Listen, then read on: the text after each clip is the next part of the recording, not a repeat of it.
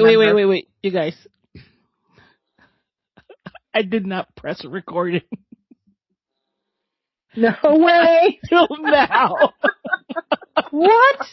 It says. No, now I.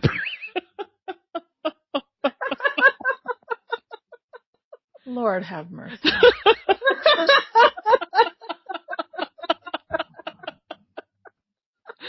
Oh my god. I don't even know what to say. Okay, we're gonna Start over. start all over real quickly. We're just gonna go quick. Oh my god, I'm just like. All right.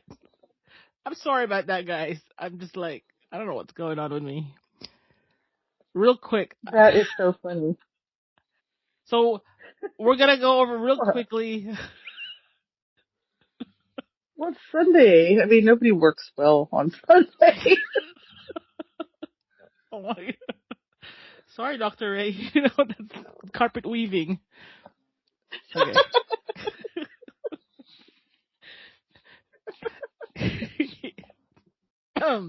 Here we go.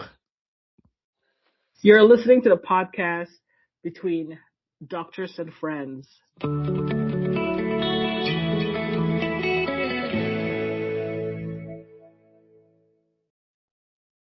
Welcome to a new episode of Doctors and Friends. We're talking about what would tell our younger doctor selves. We have here Dr. Foz and Dr. Ray. Dr. Foz, why don't we start with you? What would you tell your younger self? Sorry, I'm so happy. I feel like I've lost a bit of angry spontaneity. For the listeners out there, we've been talking for the last 45 minutes, and me as the host forgot to record it. This goes back to shenanigans. I know. Did you have any mimosas this morning? Okay. And Dr. Ray's on call, so. Dr. Ray. Well, I'll just try to. I would tell myself that there's going to be a lot of patients who, in the future, who don't always have any regard for your intent or experience to help their health, and are not always going to be willing to engage in civil discourse with you regarding those issues. And that I would say that there is so much data entry that you'll be doing in the future, that your life is going to be about data entry, because data entry supports billing and coding. And billing and coding is tied closely to reimbursement from insurances, and that your life will be dictated by that, because the people who dictate your life are people who went to get a degree in business and don't have any actual clinical understanding, and that your voice will not mean a whole lot in big situations like that, because everything is dictated by the people who count the pennies. Dr. Ray, what have you got to say? So I would probably, I think I had wanted to be a doctor from a young age, from family influences and having a love for science and excelling in those classes. So I would have continued and done exactly what I did and become a doctor. The things that probably I would let my college self and maybe med school self know is that maybe to be brave and branch out to look for other programs outside of your state. I think I really wanted to keep living in my state because I have family and friends and my whole support system was here. So I wanted to go to places that were local, but knowing that when your life starts, you really have minimal chance to travel and explore the world. And I would have probably told myself to maybe look out of state for medical school or my training program to explore a different coast or a different part of the country so that I could have that ability to live in a different state and enjoy the culture and food and people that are in that state before I returned back to my home state to begin my practice. So I wish I would have been a little bit more adventurous and Wait a minute. branched out. Would you guys have the time to do all that while in med school? No, but I mean, we had time to go out still, but I mean, not a whole lot of time, but I'm just saying being around different you're still people, surrounded by stuff, like you can absorb it. Yeah, like if I went to, school in Mississippi, it's a different world living in Mississippi. Just, understanding the people, the culture, the food, the music, everything that you can absorb, just even driving around, even picking up your fast food on your way home. It's going to be different than where you are. And while you're young and in school and in training, that's a perfect time to have absorbed that lifestyle. Can you imagine living in New York City for college?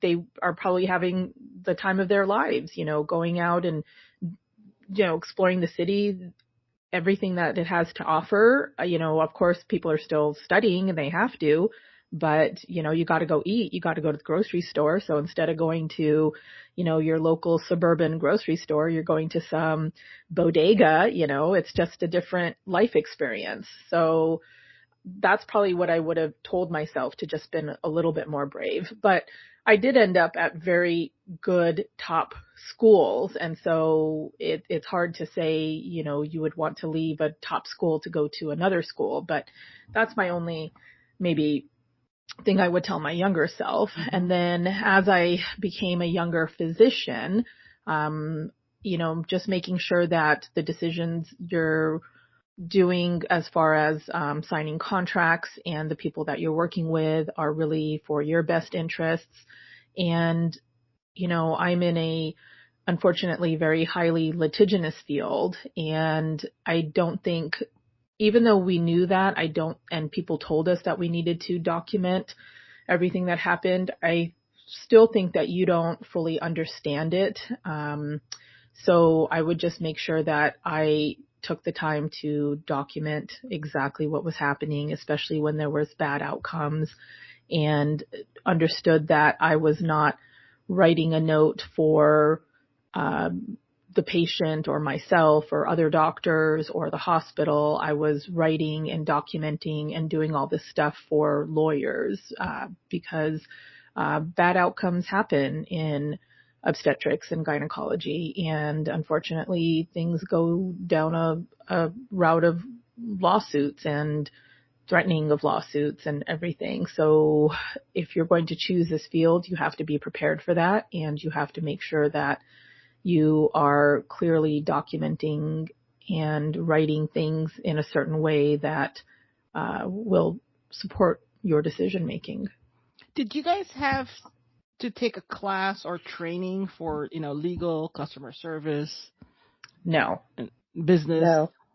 No, nothing. No. Only Those are things, those are things science. you learn as part of, those are things that, well, I can't say everything for, or at least we went to different programs was strictly science. There was like classes on, pharmaceutical companies and those things, but like, there was some stuff on, dealing with the very difficult patients socially. Like we would have like a 1 hour discussion on, how do you handle this? But a lot of that stuff is taught on the fly.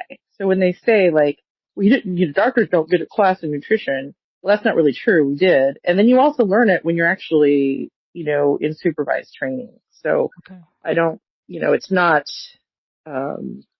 the elements are definitely there. It's not necessarily, sat down, but yeah, it's very different when you're in practice because a lot of these things are vague. You can't know and learn everything in the time that you're in training. And a lot of it is hindsight. Like you're not going to know like, oh, I got to document it like this to make sure that it's perfectly ironclad because attorneys are going to go after everything that you say are right. And so And that's where some of my frustration comes from too. It's like about the documentation. I want to document things appropriately. This is exactly what I caution the patient on or encourage the patient to do. This is what I think is happening like this. And it takes a long time, and it's frustrating. And so, yeah, every time you have to kind of have all those things in the back of your head. Did you guys have to take any like handwriting course? No, not at all. Really? Not at all. Nope. In engineering, we had to take there's like a handwriting course and like drawing lines, drawing circles. Are That's you so serious? interesting. Yeah. Yeah, no, not at all. You guys didn't have to do that, like right? But now we don't handwrite anything. Everything is Anything. electronic, Yeah. so we have to type it up. So we didn't There's even nary a pen to be found. Yeah. So, for the younger would-be doctors, future doctors listening to this podcast, we had kind of talked about, a little chit chat 30 minutes ago about studying abroad. I remember, when we were young, and it is you guys got into a very competitive, kind of industry, competitive in education. And sometimes people kind of don't make it to uh, a U.S. university and they go to the Caribbean. I mean, I would have loved that, but seriously, right? Right? Once again, there's some ideas that maybe that's second tier, and that's not necessarily accurate. Mm-hmm. And as I had alluded to in previous conversations that we have had with the host, I think sometimes a lot of physicians who have trained internationally and then relocate to the United States aren't necessarily like they're often have extensive experience. So but they have to go through the whole training thing. There has to be standardization. So a lot of them bring a lot of experience to the table. But I mean, I don't, for the most part, don't know and don't care where any of my colleagues trained, Dr. Ray? Now, the boomer generation and the Gen X generation, maybe because we didn't have Yelp back then, I Oh yeah, remember, that's the place to right? get your healthcare from, 100%. We would like my parents or, people I knew, they'd go see a doctor and they'd see like, oh, this doctor went to so and so school. I never really cared about that. And are you saying that that's kind of hasn't become important, a priority? Well, I mean, yeah, I think that if somebody's like come from a super amazing, like, oh wow, you went to, like, I didn't go to Harvard. So it's like, wow, Harvard, okay, Harvard grad. That still has some weight, but I mean, I'm sure that every school has great grads and every school has terrible grads. Yeah. And, I think what people don't understand is there's certain standards that are upheld because of your medical licensing that is, run by the states. So like, like training is kind of standard, if that makes any sense. There's like, especially if you're a specialist, and even primary care, we're not specialists in one thing. We are certified to be able to handle a lot of things, and there's boards that do that. So the boards also have standards of training and knowledge and all those things. So you can't, like, if somebody went to school on the East Coast or if somebody went to school on the West Coast of the United States and you're both like, like Dr. Ray, like an obstetrician, right? You still have to uphold the standards of the American College of Obstetrics and Gynecologists. So your standards should be the same. It doesn't really matter where you went to school in a lot of ways. Got it. Yeah, I agree. I just want to step in and make sure that you don't get asked this for another 3 or 4 months. So where did you go to med school? Just kidding. Let's keep that. Yeah. Yeah, most people don't ask me. I very rarely get asked where I went to med school or where I did my training, and it comes up just very rarely, like once every couple of months. Sometimes they'll just ask, or they'll maybe have Googled me and say something like, "Oh, I see you went to, that school." Sometimes I bring it up because sometimes they'll come in wearing the enemy of my school, aka Dr. Foz's alma mater, and I'll jokingly say something like, oh, sorry, I can't be your doctor anymore because you're wearing that shirt and I went to here, so sorry, we can't do anything about this. And usually it's a laugh and that's it. So sometimes, I'll bring it up like that.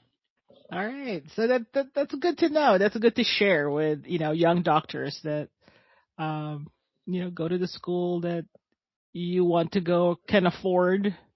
And Yeah, that's another thing too, because like some places will like, hey, they'll offer you. I was offered a full scholarship to one of the places I applied to, but I didn't want to move there, so I just didn't take it. In retrospect, maybe I should have taken it. how much is a med Full school? scholarship. You go take Full that scholarship. wherever. You take Oh, that yeah? wherever. Yeah. I didn't want to. I know, right? Wow. Would you look back and and do that? Because Dr. Foz had some kind of crazy classmates. Yeah, it's really crazy. Well, remember too that I'm getting a scholarship too. The actual school costs weren't what they were where I ended up going. Like, I'm sorry, the school, it would just cover the tuition, Uh-huh. which wasn't as much as where I really wanted to go, where I ended up, and then, cost of living would have been a problem either way. It really wasn't in the end that much of a huge savings. Now, I know that sounds crazy, but just leave it at that. in your, do you guys still stay in touch with your med school classmates? I sort of do. Okay. The ones that I've made that were good friends of mine are still friends of mine. I actually came across somebody that I hadn't talked to in a really long time. We ran across each other at a conference, and now I talk to that person more. Nice. And it's been fun because this person has been much more active in our like class, and Uh-huh. so I get reports on people all the time from them. And I don't remember some of the people she tells me about. Like, I don't remember who that was. Or I know the name, but I can't, it's A really, lifetime ago. What see, I about you, told you, Dr. Ray? Maybe one or two Uh-huh. at most. I think my assessment of the situation was that, we were in med school, we were all friends and everything, but I went to med school in the 90s and there was no cell phones, no social media, no email even. And when we went our separate ways, all we had were people's landline phone numbers and people Uh-huh. moved. And so everyone graduated med school. We went on to our residency programs. I knew where people went in their residency programs. But after that, I don't know where they ended up going. And because we had no way to find each other or keep in touch, we just sort of lost touch. And residency is basically it takes your entire life. And so I think for 4 years, for me, I didn't really think about people that I went to med school with. I was just trying to survive my residency training. I was making Uh-huh. new friends and it just became difficult to keep in touch with a lot of them because we didn't have a modality to be able to do that.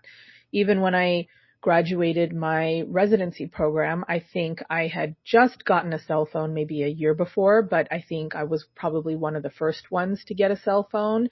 And we had to, we got people's addresses and wrote to each other and finally eventually got email addresses and got cell phone numbers and then went from there. But a lot of it was just the timing in life that we didn't have a way to keep in touch with each other.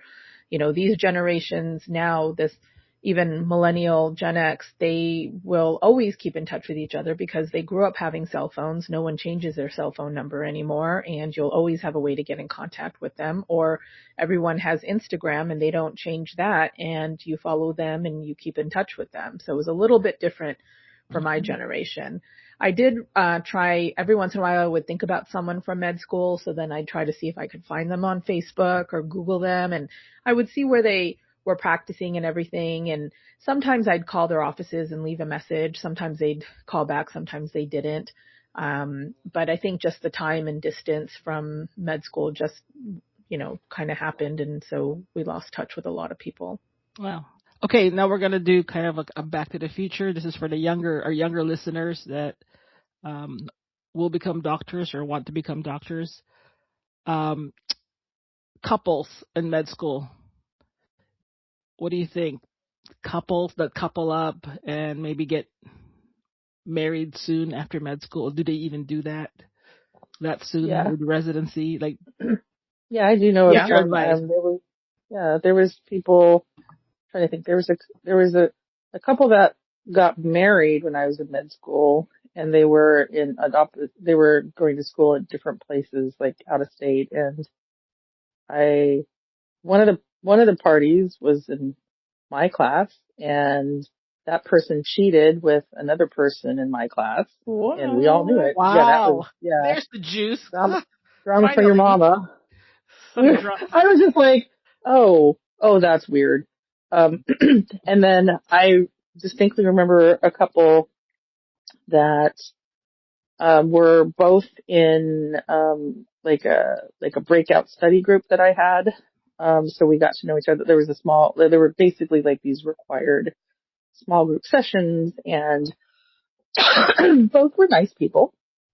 I don't remember them well, except I thought nice things of them, and they didn't seem like they had very diverse backgrounds. Like this person was the complete opposite of the other person.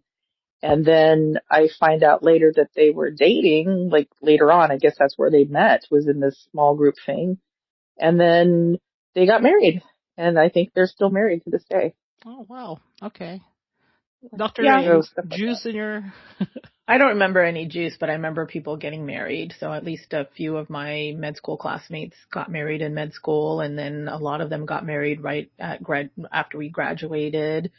So it happens. I mean, if that's your life path and you found your life partner, then, go for it, So, But you have to remember, when you're in med school, you're like 21, 22 to yeah. 25, 26, so you're still very young and early. And some people are blessed enough to find their soulmates early in life and begin their life with them. And some people, are not, and, they find them later. So it's really, it's challenging, going through med school, I'm sure is challenging enough, but then adding, a spouse to the situation where you have to worry about that spouse, it probably does make it a little bit more challenging. And then if you have children in med school or children in residency, that would make the situation even more challenging. So I had classmates who had kids in med school. And I remember thinking, I don't know how you do this. But see, I sort of had a different experience than Dr. Ray. I was younger in my class. Like a lot of my classmates were not, in the 21 to 26 age group. A lot of them had worked a little bit and had come back to school. I felt like that the program I went to tried to diversify things in terms of that. I had a lot of classmates who were not science majors when they had, finished their undergraduate degrees, and so that tells me that these people were really motivated, right? Because they were studying music or whatever, but also were taking physics and organic chemistry, and I understand their rationale in doing that, but I will say this is I do feel like some of them, even though these individuals are smart and they're practicing physicians, like I felt like they struggled with a few things more than I did because I already had an understanding of them going into these programs, Anyway, I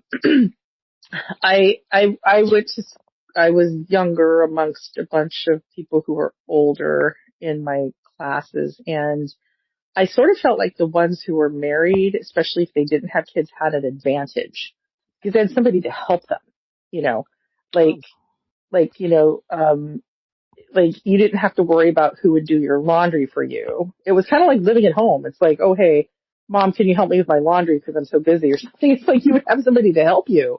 Like I was on my own. Like if the car had a flat tire, that was me. Like that was all on me. I had nobody to help me. I think that is probably gender or sex dependent. I think the married male classmates probably did have an advantage, but I would beg to differ that the married female classmates Probably. had And an the ones advantage. I'm trying to think, I don't know. I just feel like they had somebody else, like, there was somebody to handle stuff if you really need, like, life stuff that happens. Like, even to this Right. day, Yeah, you like, can I'm have a partner to terrified, help. like, yeah, it's like, whereas some of us, like, I had a good friend of mine who, like, had moved from clear across the country, and I still am friends with this person to this day, and completely on their own and was living and like no resources and ended up getting, I mean, and we're all broke, right? We're like, not all of us. We were definitely broke students. And there was this person got hospitalized during, believe it or not, during our second year of medical school. And there was like I had to help this person with like, okay, you can you go start my car so it doesn't die because there's nobody else to do it. Like I'm running out of clothes. Would you mind running a load of laundry for me? And like, thank God there wasn't like a pet that needed to be cared for and all that stuff because it's stuff like that. It's just like a lot of us So what I'm sort of left hearing to our is own devices. when you Uh-huh. go to med school, no pets. No, Maybe Well, in if some you ways I wish I had a pet. live at home. It would have made my life it has more, to be a very self-managing pet, probably like a yeah. cat or Like a something parrot that can repeat things to you. or something Well, that's I mean, low maintenance that can be left or if you alone have, for 48 yeah, hours. Wow. yeah, like, I mean, if you have a dog that, like, it's got to go to the bathroom, you know what I mean? It's like, it's stuff like, and it wouldn't be nice, but I mean, I feel like people who were in a situation like that had a certain advantage. Like, I remember one of my classmates, lived at home, right? She lived with her parents and she would say like, on the day of a test, we're all sitting outside the room waiting to go in for the test and we look like garbage. Like we've been up most of the night and, we're mainlighting coffee and just like everybody looks like garbage. And she's like walking in like, hi. Oh, I feel great. I was up early today so I could have coffee with my dad. And I mean, I'm sure part of this is just her, but I remember kind of giving her side eye, like, yeah, rub it in. And like, you have your dad to help you with like your whole family that she's living with to help you with something if something goes south. Like I said, I to this day, I'm still terrified, like, because I'm so busy. Like if I have to do something actually at the DMV or at my bank, how some things have to be handled in person. It's like, oh no, I can't win. No.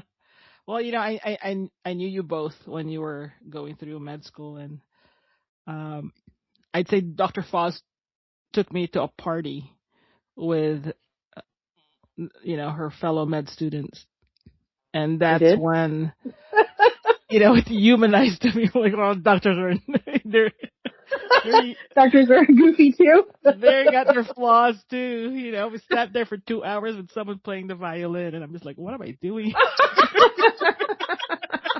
You're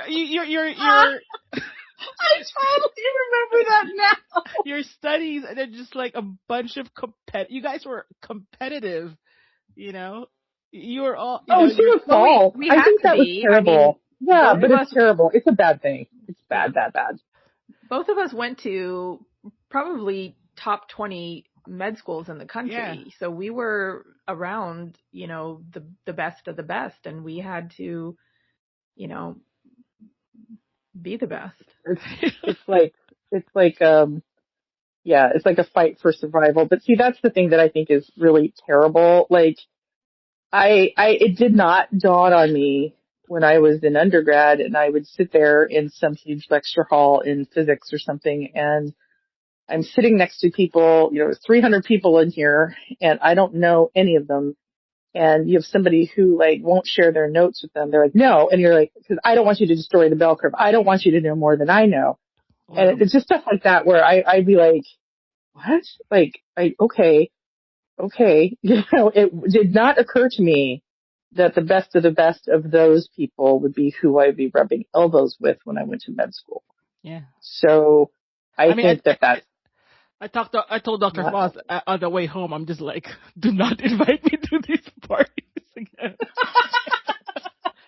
It's Well, I when mean, Doctors it humanized it for me. Like, okay, I get it. I mean, I know Dr. Ray, Dr. Ray's classmates, they're competitive, but Dr. Foz, it was just the oddest night. I have some recollections of that, but I actually remember who you're talking about and that situation, which is really funny. But I don't know. I just think that Like sometimes, everyone brought it's a party. It's at someone's house. It's a, Friday night party. And people, not everyone, but people brought like what they're good at and they just performed. well, I think it's a lot of, oh God, I don't remember all of that night, to be honest with you. It's so long ago. But I just feel like there's a lot it is competitive amongst medical students and even Uh-huh. interns and residents, right? Because you're constantly being looked at, like you're constantly being evaluated. And, it's just like anything else, right? Survival of the fittest. But I think it's not healthy. It's not, I think I feel like I wish that there was more camaraderie. I don't feel that there's a lack of it, but I just wish there was more of it Yeah. amongst medical So providers. I think only now with easier communications, than it was 20 years ago, that you have, the ability to facilitate some of those things. It's just, I don't know. at Yeah, what and point? mental health wasn't a big Oh, not at all. buzzword Nobody's as cared about that. well. And Yeah, so, having that nowadays, I think that encourages, support and relationships and camaraderie and that kind of thing. Whereas back for us, mental health wasn't even a phrase, and it was like either, you can cut it or you It can't cut was, it. it And was for your everybody, patient. It was for wow, your patient, but it right. wasn't for your provider wow. at all. So for those listening, if I could give you some visualize, it's like going to a party, a med school student party, and it's everyone comes in of like, look what I can do, look what I can do, and it was just like a night Oh of my that. God. It's like a night of like maybe like Instagram or TikTok, like look what I can do. But at what Well, point, a Doctor? lot of it, there's a lot of yearning for external adulation and for, just admiration. I think there's a lot of need for that amongst the class, like those, it's just because there's always so much competition and trying to best everybody else. And so I think sometimes that's how That's so it can funny. manifest like that.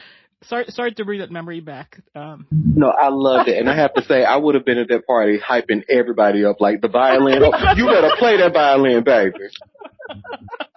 But see, once again, that's positivity, right? That's like building each other. And that's what we should be doing to each other as people and as friends and as in citizens of this country and in other places. Like I don't know if I just think that yeah. Sorry, Go on, there was a Auntie. hand or nothing. I don't Sorry, that was an what's going accident. on. Oh, Okay. okay, cool. So, at what point in your career? Now, this is again, I'm talking to a younger would-be doctor, or someone in med school. At what point does the competition turn into collaboration in your field? Probably when When you finish we training. get our jobs, I Mm-hmm. think when You the know, competition is over, Uh-huh. or when we're agree. probably in residency, actually, I take that back. I think probably in residency. I think once you get in residency, you've sort of jumped through all the hoops that are necessary. You've competed as much as you can. Now you're in residency. Everyone is a doctor. Everyone's going to be that specialist. And residency is an incredibly challenging time, and you really need all the support and everything. So I think with my residency classmates, we Mm-hmm. bonded more than anyone else that I've been with, because it's almost like being in the war trenches. And when you come out, you have, survived such trauma. And there were 5 in my class.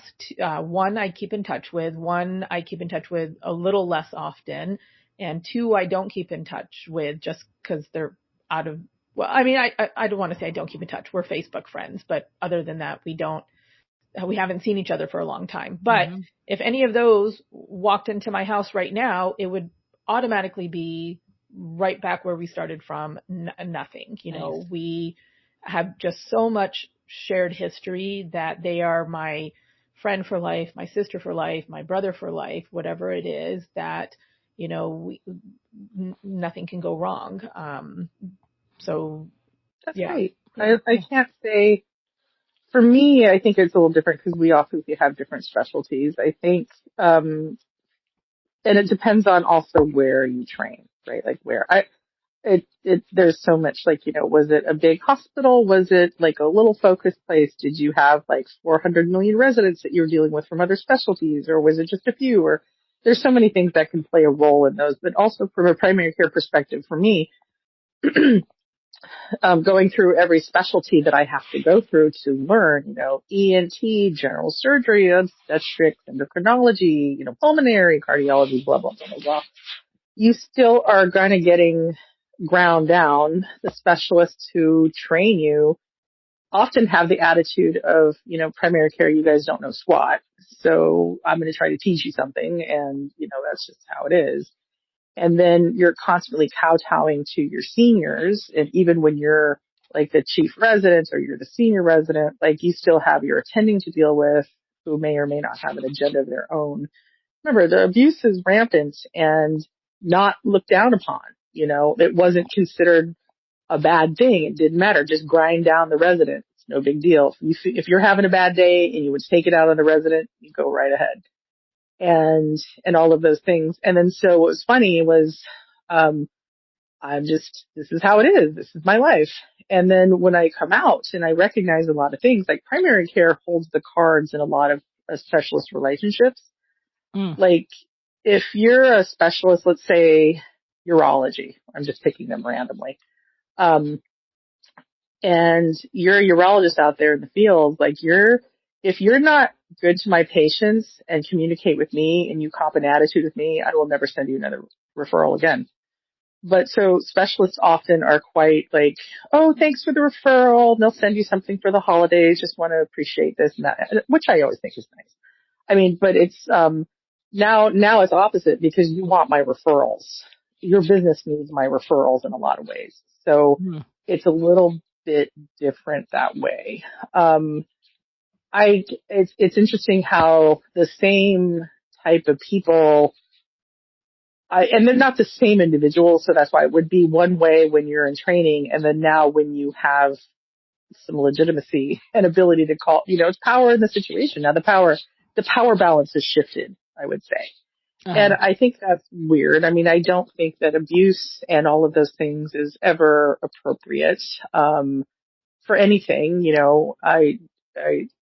It's just, it is what it is. And I think things are different now because there's so many more protections in place and there is addressing of mental health. Like I don't know if I've said this before, but a lot of the stuff that had happened to me when I was in training, like in the post Me Too era, oh, I could have sued big time, like brought major Wow. litigation again. Yeah. I mean, I had one situation where I was like, oh my God. Like I remember like being like, and then I found out that this individual was doing it systematically to all the female residents who were going through that. Like, this person is a predator. I mean, and Wow. nothing terrible happened to me. Okay, I have to Uh-huh. make this clear. Um, but this person was Don't you guys have getting their HR? jollies on doing this to residents. Well, you know, so then when I had my exit interview with my residency, like, so they basically want to know, like, when I finished, like, hey, what did you like? What did you like? Give us feedback. You Uh-huh. know, I even said this person was highly inappropriate, and it is what it is. And the only reason I didn't report it at the time and make a bigger stink was because, remember, this is pre-Me Too, so no one's going to care what I have. And also, there's a huge power differential. So this is a person who is an important individual in this organization, and I am a little pissant resident, you know, who was going to be moving on. So I wasn't going to be maintaining my employment with this place. And the only reason I even told them, I said, look, I didn't say anything about this because this person is an important player in us as a training situation, getting training in this specialty. If this is fractured, it's going to be this huge problem of where are we going to get trained, right? So that's where my head is like, I'm taking one for the team, but maybe in retrospect, that wasn't the best thing to do because I don't know what else this person did to other people after I left. Did you realize that someday you'll have a podcast?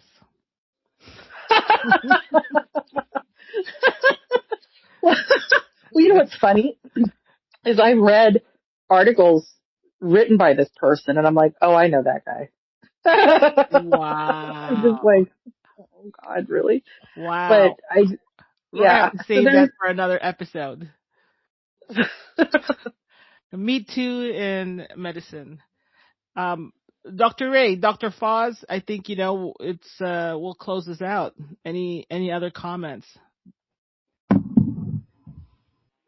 Not that I always can good think to talk of. to you guys. Yeah. Thank you. I think, if you're young and going into medicine, you know, just be prepared for a long haul and a job that may not give you the satisfaction that you're looking for, and